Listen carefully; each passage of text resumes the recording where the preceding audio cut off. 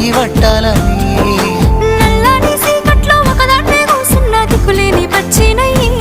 బావా నువ్వెప్పుడొస్తావని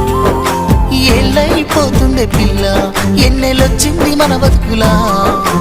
ఏలైపోతుండే పిల్ల ఏలు వట్టంగా వస్తున్నాయా ఇన్నాళ్ళ ఎడబాటు ఎడవాసిపోతుందిలే ఈ సీనయ్య గుండున్నదే సినదారా నీ కోసము ఈ దూరాన్ని చెరుపుతూ తీరాల తెగిరింది అందాల ఈ మానవు